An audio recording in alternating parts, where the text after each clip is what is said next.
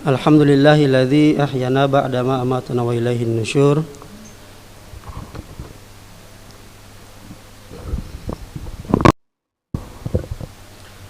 Wa asyhadu an la ilaha illallah wahdahu la syarikalah wa asyhadu anna Muhammadan abduhu wa rasuluhu la nabiyya ba'dah. Allahumma salli ala Muhammad wa ala alihi wa man tabi'ahum bi ihsanin ila yaumiddin. Amma ba'd.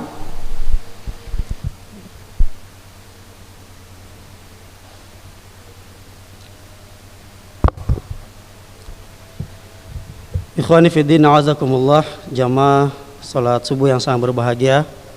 Bersyukur kepada Allah Subhanahu wa taala, alhamdulillahirabbil alamin. Kita bertemu kembali pada bulan November, lanjutan pada pembahasan Sirah Nabawiyah tentang kelahiran Nabi Muhammad sallallahu alaihi wasallam. Salam hormat kepada orang terpilih, manusia pilihan yang telah menggulung tikar-tikar kejahilian serta membentangkan begitu luasnya permadani ilmu, dan kemudian dari perjalanan hidupnya kita bisa mengambil ibrah yang begitu banyak untuk menjadi bekal sebagai salah satu wasilah untuk kita bisa mengarungi hidup dan kehidupan ini, baik untuk dunia maupun akhirat. Jamaah yang berbahagia, pada kesempatan sebelumnya kita membahas tentang bagaimana posisi Aminah melahirkan Rasulullah SAW yang kita ketahui tidak merasakan sebagaimana apa yang dirasakan oleh para wanita ketika melahirkan, yang penuh dengan kepayahan. Bahkan sampai-sampai para ulama mengatakan meninggalnya seorang wanita pada saat melahirkan itu dalam kategori syuhada, karena proses yang dilalui begitu menyakitkan ketika salah seorang wanita ingin melahirkan seorang manusia. Namun hal tersebut dalam sejarah dijelaskan tidak dirasakan oleh Muhammad ketika beliau lahir. Ibunya merasa biasa-biasa saja. Bahkan orang yang menemani beliau itu tidak merasakan hal yang sama seperti orang-orang atau wanita yang lain melakukan persalinan tersebut. Pada kesempatan kali ini kita akan menyebutkan tentang peristiwa-peristiwa besar yang terjadi ketika proses kelahiran itu terjadi. Pertama, para ahli sejarah menuliskan sebuah kejadian di kota Madinah, yaitu pada hari tersebut sebagian Yahudi melihat bintang kelahiran Nabi yang dijanjikan, atau disebut sebagai bintang Ahmad. Jadi suatu ketika diriwayatkan oleh Hasan bin Sabit, pada waktu itu beliau masih berumur 7 tahun di kota Madinah. Pada saat proses kelahiran, jadi Hasan bin Sabit ini menceritakan hal tersebut ketika Rasulullah SAW telah berhijrah ke Madinah, dan Rasulullah dengan Hasan bin Sabit ini rentan waktu atau umurnya itu 7 tahun. Jadi dituliskan oleh para ulama, pada waktu itu Hasan bin Sabit berumur 7 tahun. Kemudian dia sedang berada di benteng, salah satu benteng orang-orang Yahudi. Kemudian dia mendengar ada salah seorang Yahudi mengatakan, "Wahai kaum Yahudi, sesungguhnya aku telah melihat bintang Ahmad. Aku telah melihat bintang yang pernah diramalkan tentang apabila bintang itu terbit atau bintang itu kelihatan, maka pada waktu itu telah lahir Nabi terakhir." Informasi itu didengar kemudian disampaikan pada saat Rasulullah SAW bertemu dengan Hasan bin Sabit di kota Madinah. Dan dia mengatakan semua orang, pada saat Hasan bin Sabit menjelaskan hal tersebut, beliau mengatakan rupanya seluruh kalangan Yahudi berdomisilinya mereka di kota Madinah atau sebagian di kota Mekah, salah satunya adalah ingin menyaksikan kebenaran apa yang dijelaskan dalam ramalan orang tua atau ulama mereka berkenaan dengan bintang Ahmad, yang kemudian mereka ketahui apabila bintang Ahmad ini kelihatan, maka telah nampak pada hari itu Nabi terakhir dilahirkan. Cuman pada waktu itu mereka masih bertanya-tanya, di mana lahirnya? Dari kalangan siapa lahirnya? Mereka belum mengetahuinya. Yang mereka ketahui pada waktu itu telah terlihat bintang Ahmad. Itu kejadian pertama di kota Madinah. Kemudian di waktu yang sama beberapa kejadian besar terjadi di kota Persia. Yang pertama adalah ketika Rasulullah dilahirkan, 10 balkon istana Kisra itu runtuh. Atau dalam riwayat lain dikatakan ada 14 teras di istana Kisra itu hancur. Bahkan pilar-pilarnya itu jatuh tanpa sebab apapun. Tidak ada gempa bumi, tidak ada yang mendorong, tidak ada konstruksi bangunan, tidak ada. Tiba-tiba kemudian hancur. Pada saat melihat hal tersebut, sang raja kemudian kaget karena tidak seperti biasanya. Akhirnya beliau memanggil para peramalnya, para ahli nujum. Ya, kita tidak sedang mempercayakan apa yang telah terjadi tentang ahli nujum ini, tentang para peramal, tapi itulah kisahnya. Dan kita ketahui dari beberapa hadis, para peramal itu pada saat memberikan berita, ada kalanya itu beritanya benar. Kemudian para ulama mengatakan banyak juga beritanya yang benar. Kenapa bisa terjadi demikian? Dijelaskan dalam surat Al-Mulk bahwasanya salah satu fungsi bintang itu adalah rujumul lisyayatin, pelempar setan. Sebab ayat yang berbicara tentang rujumul lisyayatin, fungsi bintang adalah melempar setan, menghancurkan setan. Itu rupanya dikarenakan dalam beberapa riwayat hadis, setan itu setiap malam selalu bertumpuk-tumpuk naik ke atas langit untuk mendengar ada berita apa lagi besok, ada berita apa lagi besok. Dan ini dikuatkan dengan beberapa riwayat yang menerangkan tentang pada sepertiga malam langit dunia itu terbuka, dan pada waktu itulah kemudian para jin ingin mendapatkan berita. Ada kalanya sudah sampai di atas mereka mendengar berita tersebut, ada kalanya juga belum sampai ke atas, itu bintang sudah mengenai diri mereka, hancur terbakar sampai ke bawah, menyusun lagi, terbakar lagi. Dari situlah kemudian para peramal mendapatkan informasi, ya. Dan dari sebagian informasi yang mereka dapatkan, para jin ini dapatkan untuk diberikan kepada para wali-wali syaitan mereka, mereka tambah-tambahkan. Jadi ada kalanya benar, ada kalanya lebih banyak salahnya. Dan inilah yang kemudian kita mengatakan kita tidak perlu mendengar dari para ahli nujum.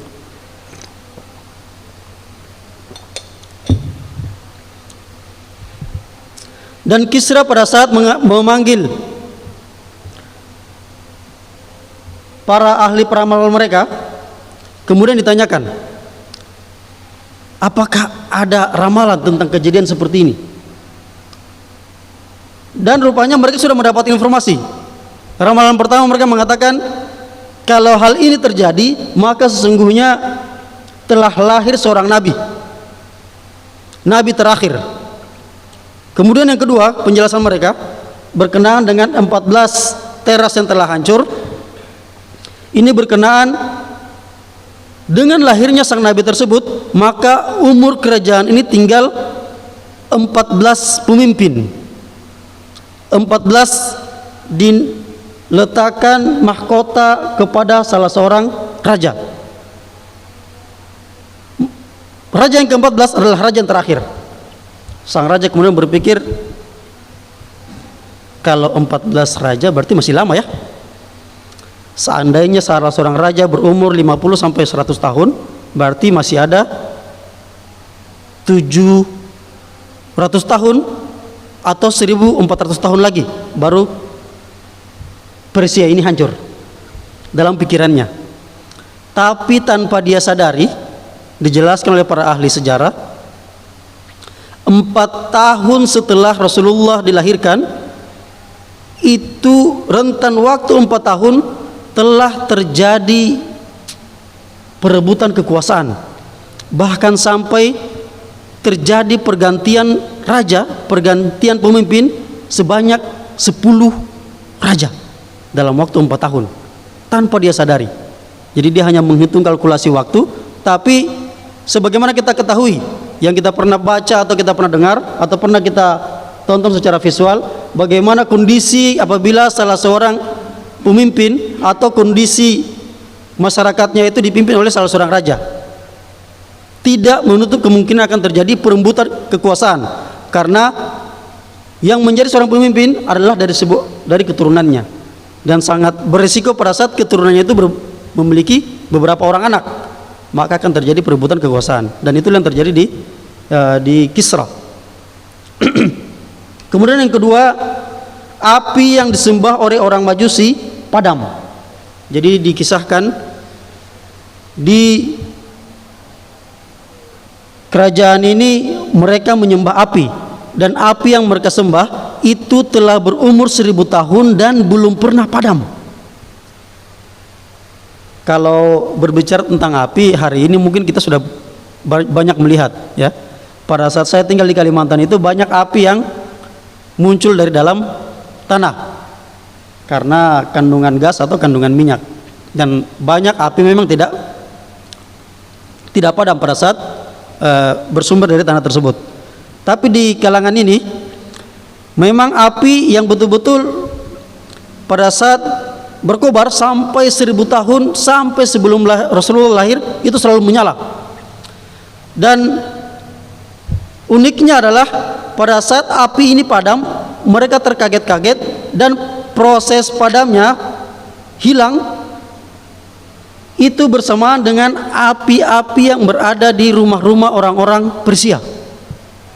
Mereka hanya bisa memanfaatkan api untuk menyalakan lingkungannya, rumahnya pada waktu malam. Mereka hanya bisa memanfaatkan api untuk memasak. Setelah masak, sebagaimana api membakar kayu, kayu habis, apinya habis.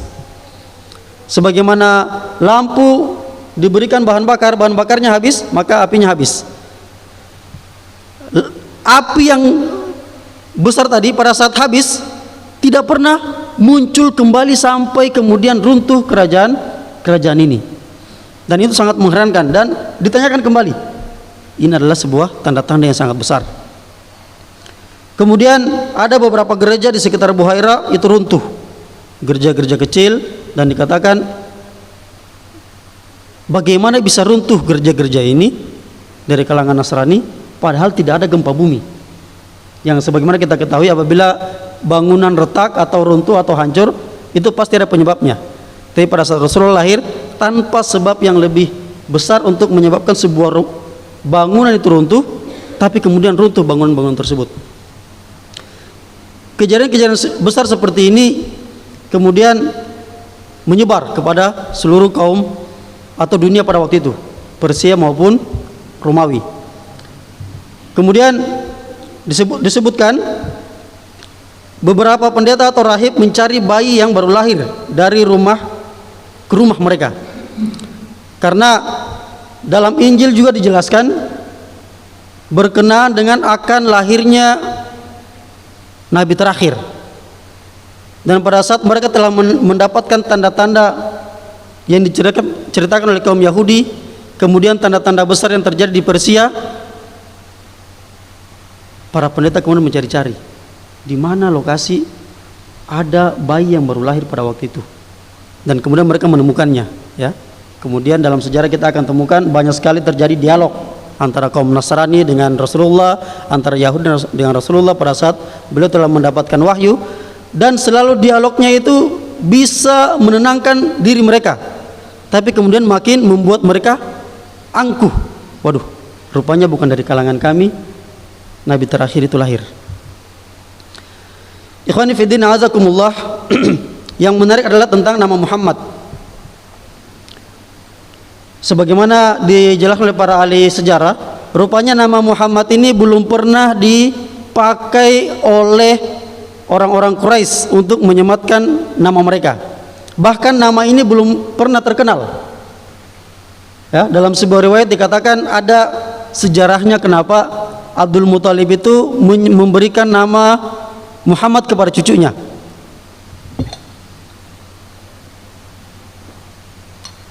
Suatu ketika Abdul Muthalib beserta 3 temannya melakukan perjalanan ke kota Syam. Kemudian beliau atau mereka berempat bertemu dengan salah seorang pendeta, menanyakan tentang asal muasal mereka. Dari mana kalian? Kami berasal dari Arab. Dari kota mana kalian berasal? Kami berasal dari Mekah.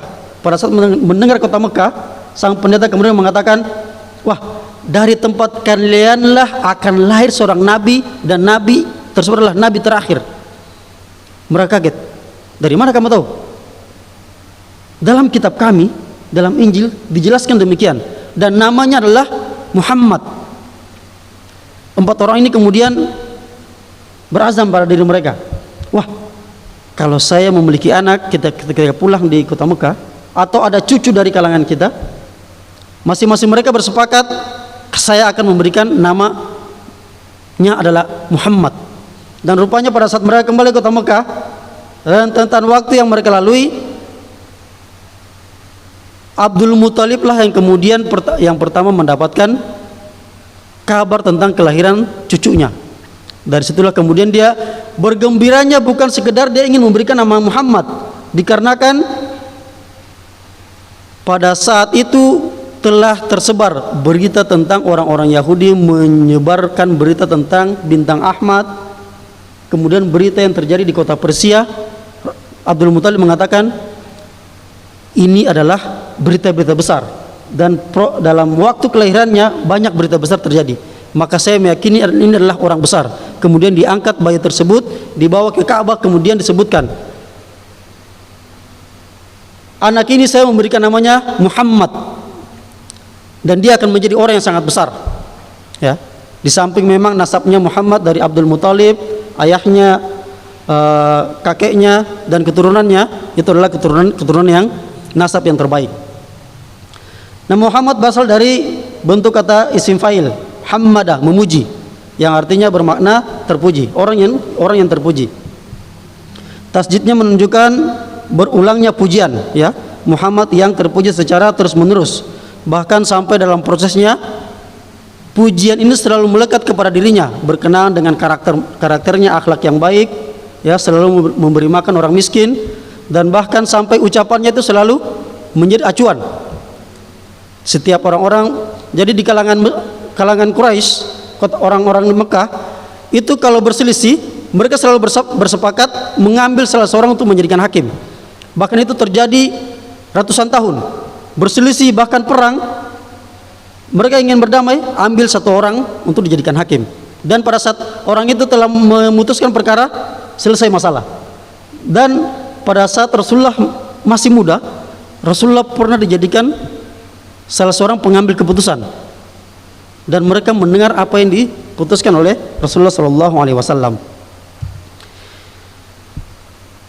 Sampai kemudian beliau mendapatkan gelar Al-Amin yang sudah pernah kita ketahui.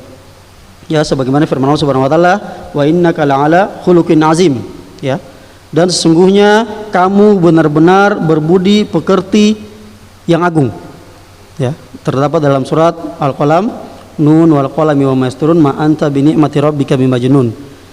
Ayat ini turun berkenaan dengan ayat ini menjelaskan pada saat orang-orang Quraisy, sebagaimana juga orang-orang terdahulu, pada saat salah seorang nabi memberitakan tentang wahyu yang mereka dapat dan disampaikan kepada kaumnya, ucapan yang sama selalu terulang. Kamu adalah orang gila, kamu adalah penyihir.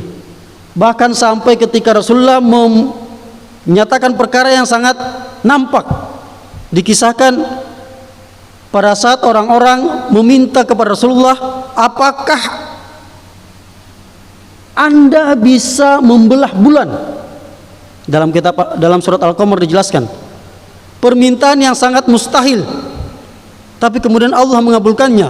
Bulan itu terbelah. Bahkan orang-orang Quraisy pada saat melihat itu, kayaknya sihir ini.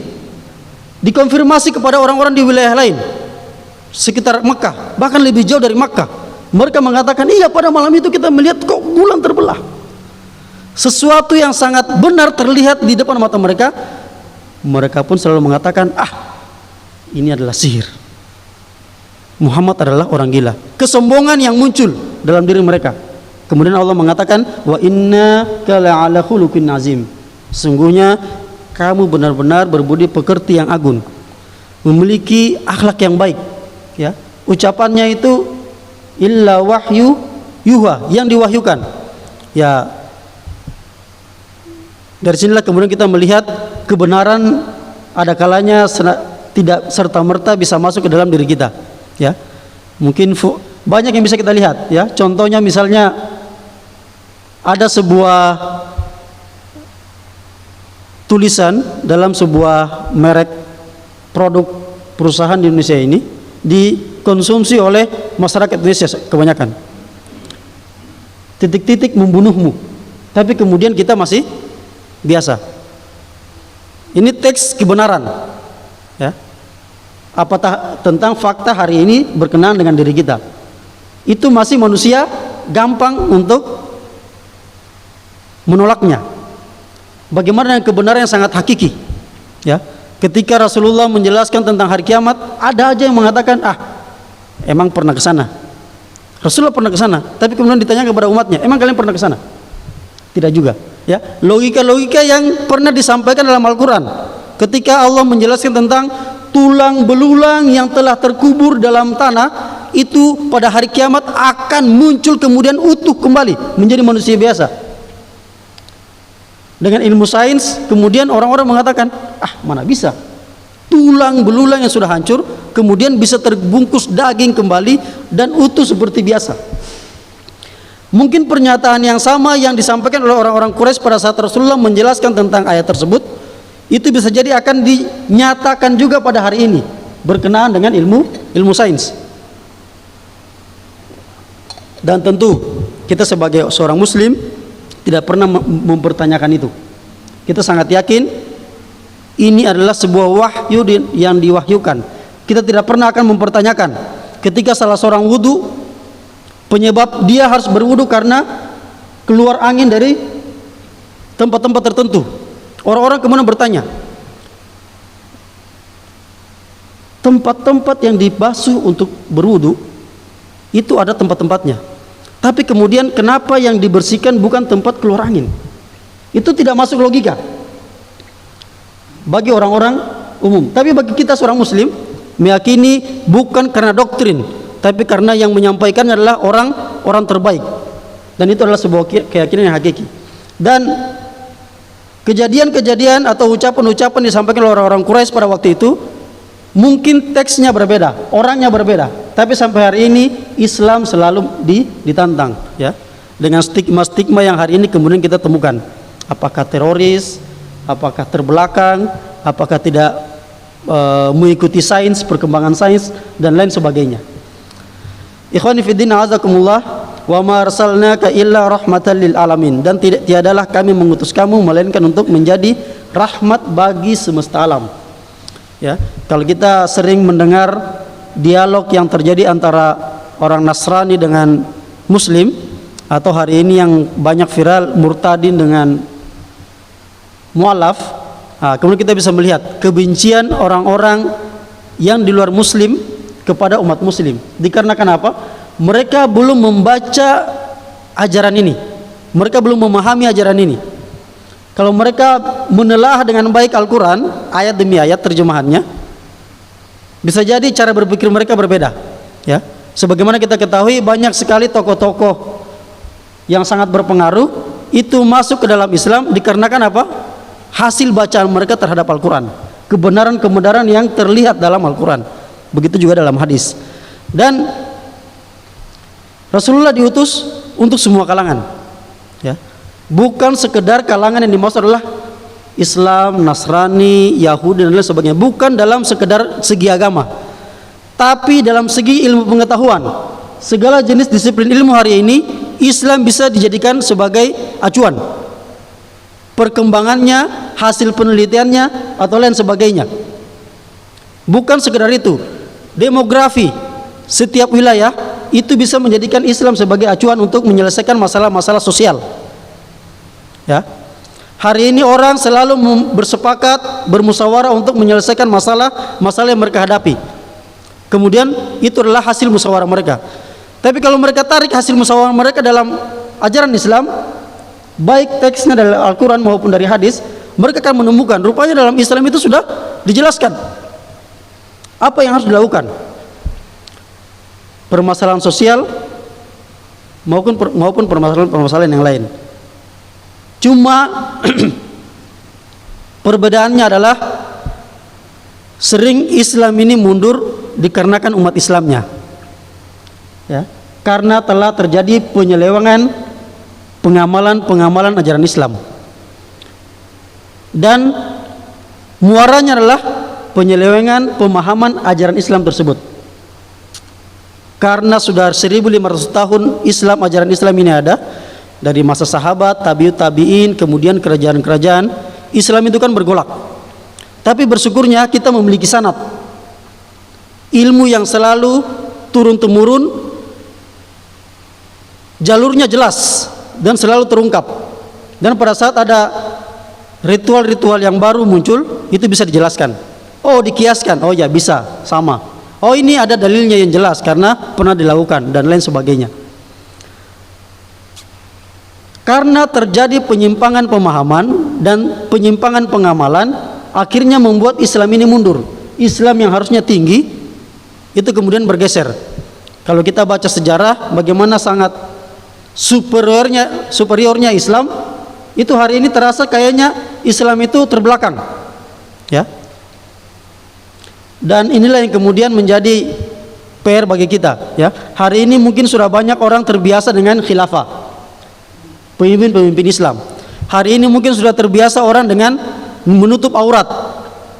Hari ini sudah terbiasa orang dengan kajian-kajian Islam. Hari ini pada saat masjid-masjid itu tumbuh, maka banyak juga jamaahnya. Kita bisa menelah 20 tahun yang lalu bagaimana posisi jilbab itu, atau 30 tahun yang lalu bagaimana orang membicarakan Islam. Artinya apa? Hari inilah waktu di mana kita dituntut untuk memahami lebih mendalam tentang ajaran ini. Karena momentum ini adalah pernah dijelaskan oleh Rasulullah SAW. Akan datang masa seperti ini di mana akan muncul kembali kebangkitan Islam. Dan tentu saja Islam itu tidak akan bangkit serta-merta, tetapi ada latar belakangnya. Banyak kemudian sekolah-sekolah yang mendalami Islam. Sekolah dasar pun kemudian muncul tentang Islam, kajian-kajian Islam. Bahkan sekolah-sekolah yang tidak formal pun kemudian mengarah ke arah sana. Banyak penghafal Al-Quran. Hari ini mudah-mudahan bisa menjadi pemicu bahwasanya betul-betul sekaranglah zaman di mana kemudian Islam itu akan berkembang. Dan tentu saja landasannya apa? Kita kembali kepada apa yang kita baca. Al-Quran bukan sekedar bahasa Arabnya, tapi kita lihat, telaah, selami, pelan-pelan, satu-satu kata, satu-satu baris, satu-satu kalimat. Begitu juga hadis, ya. Kalau kita lihat berkenaan dengan wa ma arsalnaka illa rahmatan lil alamin, ini mungkin ditujukan kepada Rasulullah SAW. Tetapi setiap ayat yang ditujukan kepada Rasulullah itu berarti disematkan kepada umatnya. Ketika ayat mengatakan wahai Muhammad, itu berarti teks tersebut harus diresapi dengan baik kepada umatnya, karena itu adalah perintah kepada umatnya.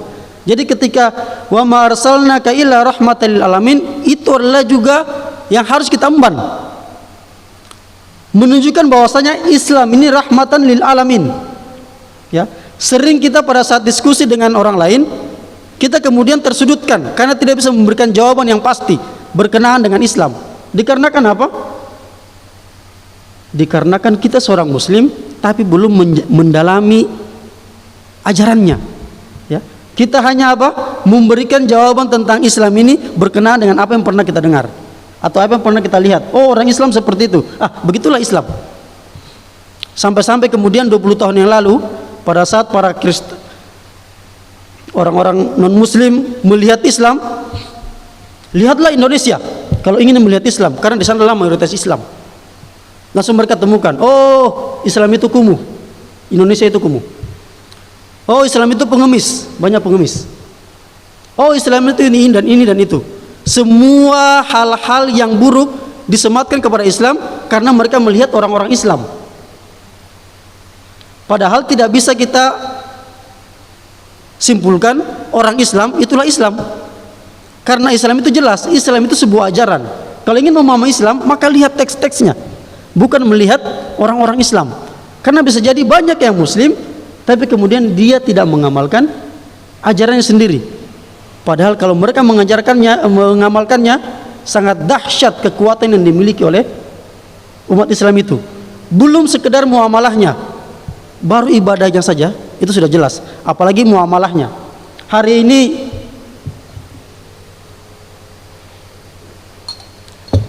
saya mendapatkan berita yang sangat menarik. Ya, saya kuliah di STI Tazkiyah, itu kita mengkaji tentang ekonomi Islam. Kemudian Safi Antonio itu sering diundang ke Inggris menjadi pembicara tentang ekonomi Islam. Dan rupanya di Inggris itu sudah banyak atau sudah ada muncul beberapa bank-bank Islam. Yang dimaksud bukan orangnya orang Islam, bukan pegawainya Islam, tapi aturan-aturan main dalam mekanisme bank tersebut itu acuannya dari ajaran Islam. Padahal pemiliknya bukan orang Muslim. Banknya tidak ada latar belakang Islam, tapi mekanismenya itu diikuti. Oh ya, Islam seperti ini, maka kemudian dilihat. Dan itu lebih menguntungkan bagi mereka dan lebih menyenangkan hati mereka daripada bank-bank konvensional hari ini yang ada di Inggris. Menunjukkan apa? Bahwasanya memang Islam itu universal, rahmatan lil alamin. Cuma kadang-kala kita merasa minder dengan ajaran ini, ya, dengan pakaian yang kita pakai, dengan ibadah yang kita lakukan, padahal dari ibadah itu tersebutlah kemudian kita mendapatkan kekuatan-kekuatan, ya. Di samping bermuamalah, bersosialisasi, itu sangat jelas. Banyak teks-teks hadis menjelaskan bagaimana kita harus bersosialisasi kepada orang lain. Jadi kalau dunia hari ini mengatakan hak asasi manusia, Islam itu sudah menjelaskan sangat detail. Persoalan WC aja itu Islam detail menjelaskannya. Apatah lagi yang lebih luas, dan kita tidak mendapatkan penjelasan tersebut dalam teks-teks selain Islam. Inilah yang disebut sebagai rahmatan lil alamin. Artinya apa? Bersyukur kita bisa kembali mengkaji hal ini seperti ini. Ya, di tempat lain kita kemudian mengkaji disiplin ilmu tentang Islam yang lain. Selami lebih dalam lagi. Pelan-pelan kita hari ini sudah banyak media sosial yang kita bisa dapatkan dari YouTube. Ya, manfaatkan waktu yang kita miliki. Karena dari situlah kemudian kita ketahui bahwasanya ajaran Islam ini sangat luas dan harus dipahami. Karena kalau tidak dipahami, ya bisa terjadi penyimpangan-penyimpangan pengamalan ajaran Islam terhadap apa yang kita lakukan. Bukan sekedar penyimpangan dalam hal ibadah, berinteraksi bisa terjadi penyimpangan, ya. Dalam hal berinteraksi maupun transaksi ekonomi itu kita kadangkala anggap biasa transaksinya, padahal itu adalah penyimpangan, ya. Kalau kita baca lebih detail, contohnya misalnya para ulama telah sepakat dalam hal jual beli itu ada rukun dan syaratnya. Walaupun kita menganggap iya ada rukun dan syaratnya, tapi kita tidak pernah baca secara detail itu apa rukunnya, apa syaratnya. Setiap Islam padahal itu praktek, itu praktis yang harus diketahui, tapi kita tidak pernah secara serius apa sih rukunnya, apa syaratnya. Kita tidak pernah, kita alami aja. Oh, sudah terjadi, sudah ada pasar, kita jual beli. Sudah ada barang, oke, sudah ada uang, oke, kita jual beli. Tanpa kita ketahui pada saat Umar mengatakan tidak boleh ada yang mendatangi pasar kecuali mereka telah mengetahui hukum-hukum dalam bermuamalah. Yang paling kecil misalnya, salah satu yang harus kita perhatikan yaitu dalam bertransaksi orang tersebut harus sudah balik, harus sudah cukup umur. Dalam salah satu rukun yang dijelaskan oleh para ulama berkenaan dengan jual beli, Hari ini apa? Kita memberikan jajan kepada anak-anak kita, kemudian anak-anak itu beli. Normal? Ya bisa. Telah terjadi dan boleh. Karena apa? Anaknya sudah tahu nominalnya, penjual sudah tahu harganya, dan terjadi transaksi. Itu boleh. Tapi kalau kita menuju kembali kepada rukunnya, kita agak sedikit terjadi penyimpangan. Ya. Karena rupanya anak-anak tersebut kita jangan dulu berikan alat tukar. Kita memberikan barang kepada mereka karena mereka belum, kita telah terjadi penyimpangan dalam hal bertransaksi. Ya. Dan hal ini lumrah bagi kita karena apa? Kita kembali kepada teks tersebut. Ya. Baik, kita lanjut. Dalam sebuah ayat dikatakan, "Hai Nabi, sungguhnya kami mengutusmu untuk jadi saksi dan pembawa kabar gembira dan pemberi peringatan, dan untuk jadi penyeru kepada agama Allah dengan izinnya, dan untuk jadi cahaya yang menerangi." Poin pertama adalah untuk menjadi saksi. Kemudian yang kedua, membawa berita gembira dan memberi peringatan. Yang keempat, untuk menjadi penyeru kepada ajaran ini dan menjadi cahaya untuk menerangi. Ini tugas Rasulullah SAW yang kemudian kita tahu akan kembali kepada umatnya. Artinya apa? Sebagai seorang muslim, maka tidak akan terlepas pada dirinya yang namanya dakwah, menyampaikan. Kalau kita tidak bisa menyampaikan secara lisan atau secara front di depan, maka cukuplah kita menjadi seorang muslim yang baik, menunjukkan Islam yang kita miliki dalam kehidupan keseharian kita, yang kemudian orang lain melihat, oh Islam itu seperti itu, yang kemudian menyebabkan banyak hari ini orang Eropa, orang Amerika, wilayah Amerika itu masuk kepada Islam. Ya, berita-berita hari ini kita temukan banyak masjid dibangun di Eropa, di Amerika, bahkan di Rusia. Karena apa? Bukan sekedar karena apa yang disampaikan, tapi apa yang mereka lihat berkenaan dengan keluarga seorang muslim. Yang kita ketahui hari ini di Eropa, bahkan salah seorang ayah itu sudah tidak bisa memastikan apakah anaknya ini adalah betul-betul anaknya, karena telah terjadi penyelewengan, terjadi interaksi yang tidak baik antara anak dengan orang tuanya karena kebebasan yang mereka ambil dalam prinsip kehidupan mereka.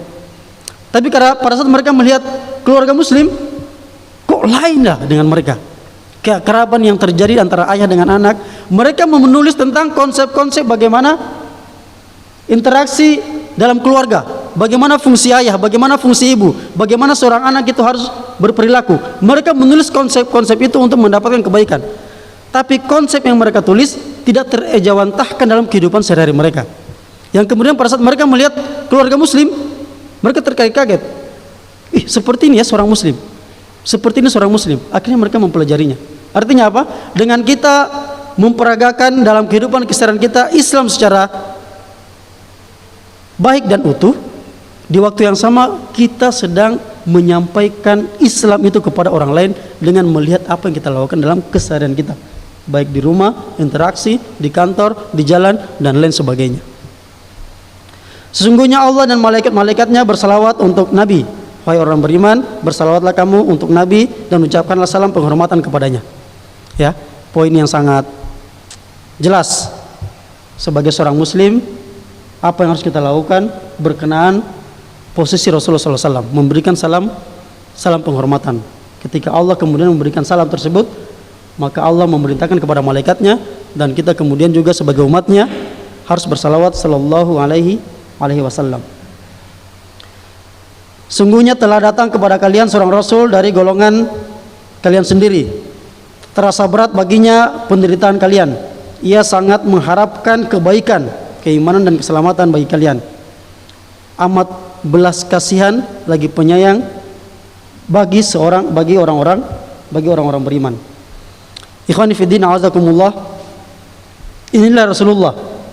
Ya, ketika pada saat beliau menerima wahyu, beliau pernah mengungkapkan qad madat waktu raha, qad madat waktu naum. Ya, atau zahabat waktu raha, qad zahabat waktu naum. Telah pergi waktu istirahat dan telah hilang waktu untuk tidur, untuk mengemban amanah ini. untuk menyampaikan risalah ini kepada umat manusia. Yang kemudian kita ketahui zaman yang terbaik adalah zaman di mana Rasulullah dan para sahabat berkenaan dengan apa? Berkenaan dengan ilmu, akhlak dan adab. Ya. Kalau kita baca sejarah, hari ini mungkin sangat sulit kita temukan ketika Rasulullah menunjukkan bagaimana akhlaknya. Suatu ketika diriwayatkan Abu Bakar ketika menjadi salah seorang pemimpin kaum muslimin di kota Madinah, kemudian dia mendapatkan amanah warisan dari Rasulullah tentang sebuah amalan, yaitu apa? Memberi makan salah seorang nenek Yahudi. Mendatangi rumahnya, kemudian karena nenek ini tidak memiliki gigi, akhirnya kurma yang ada itu dikunyah oleh Abu Bakar. Setelah dikunyah kemudian disuapkan kepada sang nenek tersebut. Pada saat sampai, kemudian sang nenek mengumpat, siapa ini yang menyuapi saya? Tidak seperti ini orang yang menyuapi saya. Suapannya itu lembut, cara menyuapnya juga lembut. Ini pasti orang yang berbeda. Mendengar hal tersebut, kemudian Abu Bakar itu bersedih. Masya Allah, yang saya lakukan rupanya jauh apa yang dilakukan Rasulullah. Padahal ketika Rasulullah menyuapinya dengan lembut tersebut kepada sang nenek, di waktu yang sama juga sang nenek selalu mengumpat, ada orang gila hari ini yang kemudian menyebabkan orang-orang di kota Madinah itu terpecah belah. Hari ini ada penyihir yang kemudian membawa ajaran yang menyebabkan orang-orang itu lari dari ajaran nenek moyang mereka. Muhammad itu adalah orang gila. Di waktu yang sama orang yang sedang diumpat itu sedang menyuapi makanannya kepada orang tersebut. Orang itu buta. Kemudian Abu Bakar ingin melakukan hal yang sama. Ya, kita bayangkan non muslim diberikan makan kemudian diumpat dan Rasulullah tidak membalasnya, selalu makan. Dan sangat kaget sang nenek ketika Umar memberitakan tentang orang yang menyuapimu selama ini adalah Muhammad Rasulullah SAW. Terseduh-seduh sang nenek tersebut. Yang kalau kita lihat hari ini, bagaimana seorang muslim, ya, kira-kira bisa tidak kita seperti itu? Bagaimana rasa kasih sayang seseorang? Ya, tidak perlu jauh kepada seorang muslim lah. Saya aja seorang ayah kepada anak, itu sangat jauh itu. Saya sudah tahu teksnya.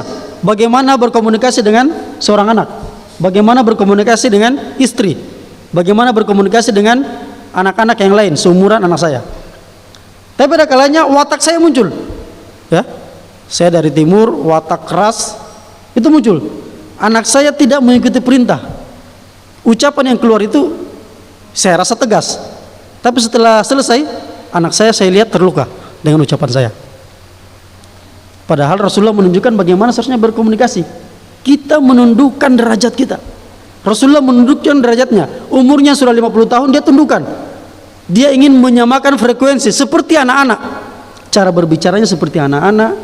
Dia tundukkan badannya agar ukurannya sama, agar tidak mendongak anaknya tersebut, dan ikut bermain sama seperti mereka, ya. Dan hari ini mungkin kita akan mengatakan, bukan tidak seperti itu. Tapi kemudian Rasulullah menunjukkan, ya, ketika Abu Sufyan menjadi salah seorang pemimpin di sebuah wilayah, kemudian Abu Sufyan mengangkat anaknya di atas pundaknya, bermain-main, kemudian bermain kuda-kudaan. Di waktu yang sama para menterinya lewat, kaget. Wahai Abu Sufyan, kenapa kau lakukan ini? Kamu kan seorang raja, masa ada orang yang naik di punggungmu? Kemudian Abu Sufyan mengatakan, inilah yang dilakukan Rasulullah kepada anak-anak. Berbeda ketika saya duduk di singgasana kemudian menghadapi kalian. Tapi kalau saya menghadapi anak-anak, maka saya harus menyamakan frekuensinya, sama rendahnya. Abu Sufyan kemudian menjelaskan begitulah Rasulullah melakukannya. Dan itu menjadi ilmu kepada kita, bagaimana seharusnya kita berinteraksi. Namun sudah saya tahu teksnya, tapi ada momen-momen tertentu itu kemudian tidak saya pakai untuk menunjukkan bagaimana anak harus melihat atau menjalankan instruksi yang saya lakukan. Tapi setelah selesai, saya berpikir lagi, kayaknya saya harus benahi cara berinteraksi saya dengan anak. Ya, saya pelajari, kemudian kedepannya saya mulai rendahkan lagi. Artinya apa? Kita harus sering-sering ya membaca lagi teks-teks bagaimana Rasulullah, dan itu banyak sekali. Dan hari ini mungkin kita lebih sering membaca cara berinteraksi dalam keluarga itu dari buku-buku yang lain. Tapi kalau kita baca buku-buku hadis, dan hadis ini kan sangat banyak, kita akan temukan, oh rupanya banyak sekali informasi yang disampaikan oleh para sahabat berkenaan dengan perilaku Rasulullah terhadap hal tersebut. Bahkan hal-hal yang lain bisa kita temukan. Baik jamaah yang berbahagia, nah itu yang saya sampaikan tadi berkenaan dengan tudingan ya. Pada waktu Rasulullah mendapat wahyu, tudingan yang Rasul dapatkan sama seperti tudingan yang didapatkan oleh nabi-nabi sebelum Rasulullah. Dan bahkan hari ini pun kemudian kita mendapatkan hal yang sama. Masih banyak orang-orang yang belum memahami Islam itu menuduh secara langsung tentang Islam ini, bahkan memberikan stigma. Bahkan sebuah negara itu memberikan stigma terhadap muslim ini. Tentu saja tugas kita sebagai seorang muslim menunjukkan hal tersebut, bukan dengan frontal secara fisik, tapi kita menyampaikan secara ahsan ya, secara baik. Kalau dengan lisan tidak bisa, sekali lagi saya sampaikan seperti yang tadi, maka kita lakukan dengan mengamalkan ajaran ini dengan baik. Ya, kita tunjukkan ya, ketika Rasulullah mengatakan umat Islam itu wajahnya bersinar karena wudunya, maka kita tunjukkan bahwasanya kita bukan orang yang berputus asa dalam menghadapi masalah. Dalam hidup dan kehidupan kita keseharian, kita menghadapinya dengan bijak. Sebuah masalah kita hadapi, pasti ada ganjaran kebaikannya yang akan kita dapatkan. Setiap ujian yang kita hadapi, pasti ada rentetan untuk naik kelas. Setiap apa yang kita lakukan di dunia ini, kita pastikan berangkatnya itu memiliki niat untuk ditulis menjadi sebuah kebaikan. Kalau ditulis menjadi sebuah keburukan, maka kita tahan apa yang ingin kita lakukan. Bahkan dalam kitab Al-Lisan dikatakan, salah seorang muslim itu ketika dia telah menyamatkan dirinya menjadi seorang muslim, maka dia harus memahami dengan jelas teks yang mengatakan man kana yu'minu billahi wal yaumil akhir falyakul khairan aw liyasmut. Ini poin yang sangat besar ini. Kalimatnya singkat tapi sangat besar. Bahkan dalam hadis-hadis yang lain dijelaskan ini adalah sebuah interaksi yang sangat agung. Ketika seorang muslim ingin mengucapkan sesuatu, dia kemudian sebelum mengucapkannya selalu menelaah apakah ucapannya ini baik untuk orang lain dan dirinya dan untuk akhiratnya, maka keluarkan ucapan itu. Tetapi ucapan itu kalau dia telah akan buruk, melukai orang lain, berdampak buruk kepada dirinya dan keluarganya, bahkan mendapatkan dampak buruk terhadap akhiratnya, maka seharusnya bibir yang dia miliki dua harus dikatup. Barisan gigi yang sangat banyak harus dikuatkan untuk tertutup lisan itu agar tidak terucap. Abu Hamid Al-Ghazali kemudian menjelaskan hal tersebut dalam kitab Al-Lisan. Karena apa? Rentetan hadis yang berbicara tentang rukun Islam, pintu-pintu kebaikan, amalan-amalan yang bisa dinilai sebagai sebuah amalan kebaikan, bahkan jihad pun Rasulullah menjelaskan itu akan sirna amalan kebaikannya ketika salah seorang tidak bisa menjaga lisannya. Rasulullah mengatakan kuffa alaika hadza, jagalah ini. Pada saat kalian bisa menjaga ini, maka amalan rukun Islam itu kemudian aman. Haji kalian aman, sholat kalian aman, puasa kalian aman, zakat kalian aman, sedekah kalian aman, jihad kalian aman, sholat kalian aman, sedekah kalian aman, bahkan puasa sunnah kalian aman. Tapi kalau ini terlepas, maka rantai-rantai yang tadi terlepas. Rantai jihad lepas, sholat lepas, sedekah lepas, amalan puasa lepas, zakat lepas. Dikarenakan apa? Tidak bisa menjaga lisannya. Ini tertulis dalam kitab Hadis Arba'in, hadis ke-39, hadis ke-29. Artinya apa jamaah berbahagia?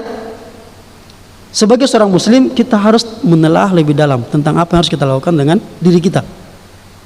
Dari sekian banyak poin, lisan itu kemudian bisa menjadi acuan untuk diri kita. Dalam sebuah hadis dari Abu Musa, dia berkata Rasulullah SAW bersabda, menanamkan diri beliau kepada kami, di antara nama-nama itu ada yang kami hafal dan ada yang pula tidak kami hafal. Ya, saya beberapa hari yang lalu sedang melihat dialog antara Muslim dengan non-Muslim. Saya agak sedikit lucu pada saat mendengar salah seorang non-Muslim mengatakan, umat Islam itu bodoh ya. Nabi mereka kan Muhammad, tapi dalam teks sejarah dia dipanggil sebagai Abul Qasim. Berarti Muhammad ini ada nama lainnya dong. Nah, saya berpikir ini begitu susahnya ya, orang tidak memahami ajaran Islam, tidak membaca sejarah dengan teliti. Kita saja itu kalau memiliki nama pasti akan dipanggil dengan panggilan yang berwibawa. Dengan cara apa? Memanggil nama anaknya, ya, dengan cara yang baik. Karena di kalangan Quraisy, kalau ada orang yang memanggil langsung namanya, itu berarti penegasan apa yang ingin disampaikan. Kalau orang Arab memanggil dengan nama kakeknya, maka itu ada sesuatu penegasan. Ya, suatu ketika Rasulullah memanggil Umar bin Khattab dengan mengatakan, "Ya Ibnal Khattab." Ya, Rasulullah memanggil nama Umar dengan ya Ibnal Khattab, wahai anaknya Khattab. Pada waktu itu Rasulullah sedang marah kepada Umar. Jadi kemarahannya itu beliau tunjukkan menasihati Rasulullah dengan cara memanggil nama orang tuanya yang masih musyrik, menyematkan kesalahan yang dilakukan itu kepada kakeknya, kepada ayahnya. Itu jenis panggilan. Tapi Rasulullah sering juga memanggil dengan panggilan yang baik kepada orang lain. Bahkan salah seorang anak juga dipanggil dengan panggilan yang baik. Dan Nabi Muhammad Rasulullah SAW itu memiliki panggilan Abul Qasim karena salah seorang anaknya adalah Qasim. Ya. Dan bagi kita itu biasa saja. Tapi bagi non Muslim, ini sebuah celah untuk kemudian dijadikan sesuatu untuk dikaji lagi. Ada apa dengan kalian? Ada apa dengan kalian? Padahal bagi kita biasa saja, ya. Rasulullah memiliki nama-nama panggilan, ya, kunya. Ada kalanya beliau dipanggil dengan ya Muhammad, ya, assalamu alayka ya Muhammad, karena namanya yang terpuji. Kemudian ada kalanya dipanggil dengan Ahmad, sebagaimana yang dijelaskan dalam kitab-kitab terdahulu. Kemudian ada juga memanggil dengan nama tersebut. Ada dengan nama Mukaffa, sebagai orang yang kafi, ya, yang lengkap, sempurna. Ada Al-Hashir, ya, orang yang selalu memudahkan. Rasulullah itu siapa saja datang kepadanya selalu dimudahkan. Ada salah seorang wanita ingin mencari pasangan, Rasulullah memudahkannya, langsung bertanya kepada para sahabat. Ada salah seorang tamu dari jauh datang ke kota Madinah, kemudian ingin bermalam, dicari kemudahan, siapa yang bisa jadikan tempat untuk bermalam. Ada orang yang mendapatkan kesulitan yang sangat sulit bagi para sahabat. Wah, ini orangnya mengerikan ini. Dia melakukan kesalahan di bulan Ramadan yang hukumannya adalah harus berpuasa selama 60 hari. Langsung orang itu mengatakan, bagaimana saya bisa berpuasa selama 60 hari? Satu hari di bulan Ramadan aja yang 30 hari saya bisa melakukan kesalahan, apalagi 60 hari. Saya tidak bisa, ya Rasulullah. Kalau begitu berinfak. Wah, bagaimana saya bisa berinfak? Di kota saya adalah orang yang sangat miskin. Masa Rasulullah tersenyum? Langsung di waktu yang sama ada orang yang sedang mendatangkan sedekah sekeranjang kurma. Langsung Rasul mengatakan, ini ambil kurma ini, berikan kepada keluargamu, selebihnya berikan kepada orang lain. Maka itulah bentuk infakmu. Sangat mudah memberikan penjelasan kepada orang-orang yang mendapatkan kesulitan, bahkan dalam hal hukum agama, ya. Yang dari itu kemudian kita bisa menelaah para ulama pada saat memutuskan sebuah perkara dalam sebuah hukum, itu detail itu dicari celah agar mudah dilaksanakan oleh seorang muslim. Bukan syarat dan rukun yang dibuat oleh para ulama itu agar dimudahkan, ada mudah dilakukan oleh kaum muslimin. Dan kalau bisa tidak menembus rukun-rukun tersebut, kemudian dicari lagi yang tentu saja tidak melanggar melanggar syariat sebagaimana yang dijelaskan oleh para sahabat berkenaan dengan kelakuan Rasulullah kepada salah seorang muslim yang tadi berkenaan dengan apa yang dilakukan di bulan Ramadan. Ada kalanya beliau disebut sebagai Nabiyut Taubah, ya. Tapi yang paling sering beliau sering dipanggil adalah Abul Qasim. Pernah beliau dipanggil Abu Zaid karena Zaid bin Haritsah adalah salah seorang yang dijadikan anak angkat. Tapi kemudian turun ayat yang berbicara tentang posisi anak angkat. Ya, akhirnya kemudian nama Zaid itu dikembalikan kepada bin Haritsah, bukan bin Muhammad. Karena beliau pernah menyampaikan kepada para sahabat, ini adalah Zaid bin Muhammad. Tapi yang paling sering adalah Abul Qasim. Yang sebagaimana dituliskan dalam hadis dari Anas bin Malik, dia berkata, dahulu ketika Nabi di pasar, ada seorang laki-laki memanggil, wahai Abul Qasim.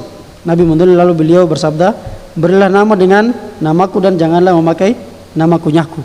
Ya, itu artinya jangan sampai orang lain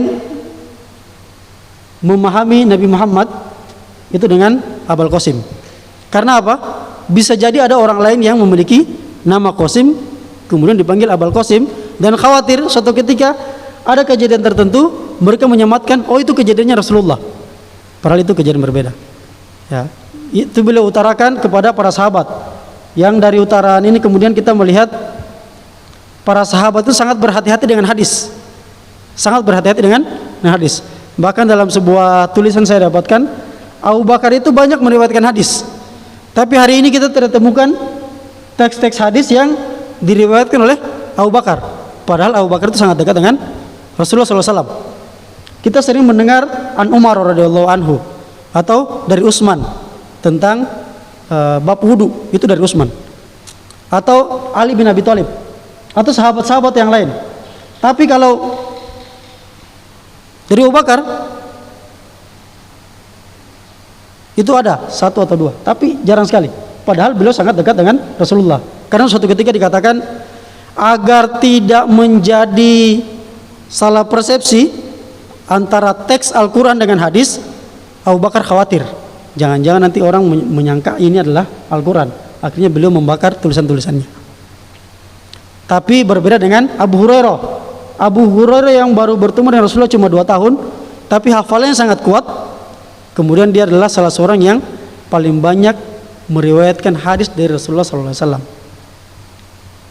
Ikhwani fiddin azakumullah, mudah-mudahan apa yang kami sampaikan pada kesempatan kali ini bisa